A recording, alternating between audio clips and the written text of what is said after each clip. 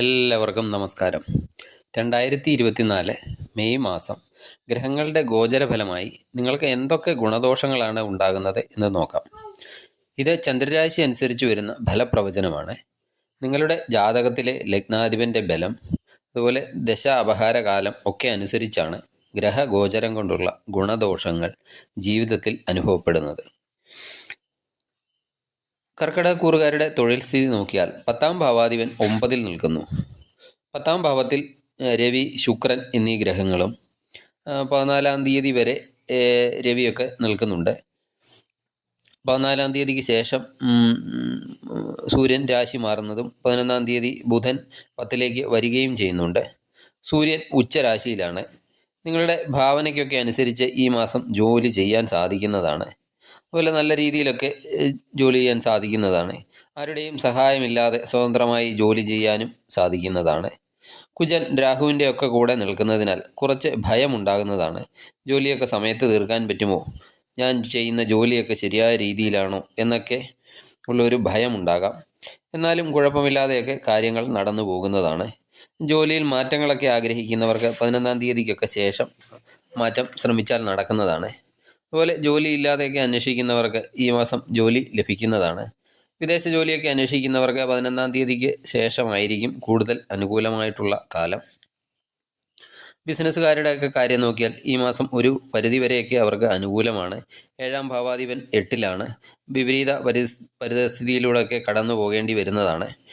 പുതിയ ചില ഐഡിയകളൊക്കെ കൊണ്ടുവരാനും മറ്റും സാധിക്കുന്നതാണ്. ചില സമയത്ത് ബിസിനസ്സിൽ താഴ്ചകൾ ഉണ്ടായാലും പിന്നീട് വീണ്ടും ഉയർന്നു വരുന്നതുമൊക്കെയാണ്. ബുധൻ 11ാം തീയതി വരെയൊക്കെ രാഹുവിൻ്റെ കൂടെയാണ്. സ്വന്തമായി തീരുമാനങ്ങളൊക്കെ എടുത്ത് ചെയ്യണം. മറ്റുള്ളവരുടെയൊക്കെ ഉപദേശത്തിന് ശ്രദ്ധ കൊടുക്കരുത്. 11ാം തീയതിക്കൊക്കെ ശേഷം മാറ്റങ്ങൾ ഉണ്ടാകുന്നതാണ്. ധനസ്ഥിതി നോക്കിയാൽ 2ാം ഭാവാധിപൻ 14ാം തീയതി വരെ ഉച്ചരാശിയിലും പിന്നീട് 11ാം ഭാവത്തിലേക്കും ഒക്കെ രാശി മാറുന്നതാണ്. ശനിക്ക് 2ാം ഭാവത്തിലേക്ക് ദൃഷ്ടിയും ഉണ്ട്. നല്ല രീതിയിലുള്ള ധനവരവൊക്കെ ഈ മാസം നിങ്ങൾക്കുണ്ടാകുന്നതാണ്. ജോലിയിൽ നിന്നും ഒക്കെ ലാഭം ഉണ്ടാകുന്നതാണ്. അതുപോലെ പൈതൃക സ്വത്തിൽ നിന്ന് ലാഭം ഉണ്ടാകുന്നതാണ്.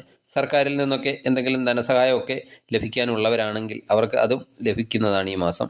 അതുപോലെ മക്കൾക്ക് വേണ്ടിയും തൊഴിലിൻ്റെ ആവശ്യത്തിന് വേണ്ടിയും ഒക്കെ ചിലവുകളും ഈ മാസം ഉണ്ടാകുന്നതാണ്. അതുപോലെ ആഡംബര വസ്തുക്കൾക്ക് വേണ്ടിയുള്ള ചിലവുകൾ ഒക്കെ ഉണ്ടാകുന്നതാണ്. വിദ്യാർത്ഥികളുടെ കാര്യം നോക്കിയാൽ 5ാം ഭാവാധിപൻ ചൊവ്വ 9ാം ഭാവത്തിലാണ്. 5ാം ഭാവത്തിലേക്ക് ശനിയൊക്കെ ദൃഷ്ടിയും ചെയ്യുന്നുണ്ട്. അതുപോലെ വ്യാഴവും 5ലേക്കൊക്കെ നോക്കുന്നുണ്ട്. നിങ്ങൾക്ക് കൂടുതൽ അറിവൊക്കെ ലഭിക്കുന്നതാണ്. അതുപോലെ മച്യൂരിറ്റി ലെവലൊക്കെ വർദ്ധിക്കുന്നതാണ്. പഠന ശ്രദ്ധയൊക്കെ മാറാതെ നിൽക്കുമെങ്കിലും പഠനത്തിൽ കുറച്ച് കൺഫ്യൂഷനുകളൊക്കെ ചിലപ്പോൾ ഉണ്ടായേക്കാം.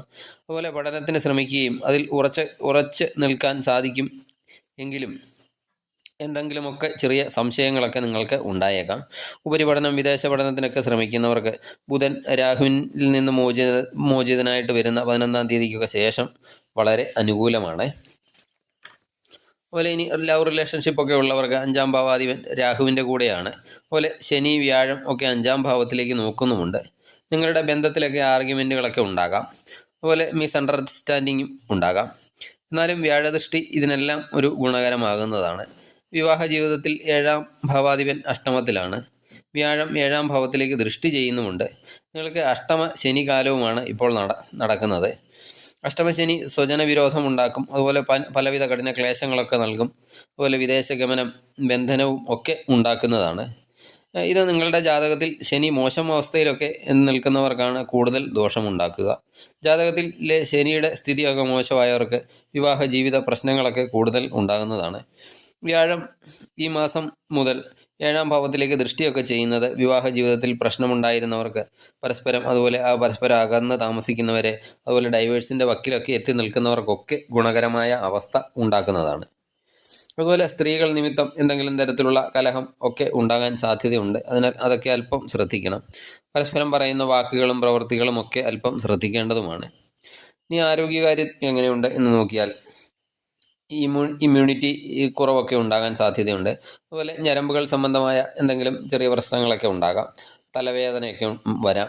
അതുപോലെ എന്തെങ്കിലും ആയുധങ്ങൾ കൊണ്ട് ജോലി ചെയ്യുന്നവരെ, അതുപോലെ അഗ്നി എന്നിവയൊക്കെ ഉപയോഗിച്ച് ജോലിയൊക്കെ ചെയ്യുന്നവരെ ശ്രദ്ധിക്കണം. അതുപോലെ വാഹനം കൈകാര്യം ചെയ്യുന്നവരും അല്പം ശ്രദ്ധിക്കേണ്ട മാസമാണ് മെയ് മാസം. ദൈവാധീനം വരുത്തുന്നതിന് വേണ്ടി ദേവി ക്ഷേത്ര ദർശനം നടത്തി പ്രാർത്ഥിക്കുകയും ദേവിക്ക് കഴിയുന്ന വഴിപാടുകളൊക്കെ ചെയ്യുകയും ചെയ്യുക. അതുപോലെ ശനിയാഴ്ചകളിലോ അല്ലെങ്കിൽ പക്കപ്പിറന്നാളിലോ ശാസ്താ ക്ഷേത്ര ദർശനം നടത്തി ശാസ്താവിന് നീരാഞ്ജനം വഴിപാട്, അതുപോലെ എള്ളുതിരി വഴിപാട് ഒക്കെ നടത്തുന്നത് നല്ലതാണ്. ശനിയുടെ ദോഷശാന്തിക്ക് നേരായ പ്രവൃത്തികൾ ചെയ്യുക, അതുപോലെ നേരായ വാക്കുകൾ ഉപയോഗിക്കുക എന്നിവയൊക്കെ അത്യാവശ്യമാണ് ശനിയുടെ ദോഷശാന്തിക്ക്. നിങ്ങൾക്ക് നല്ലൊരു മാസമാകട്ടെ മെയ് മാസം. നന്ദി, നമസ്കാരം.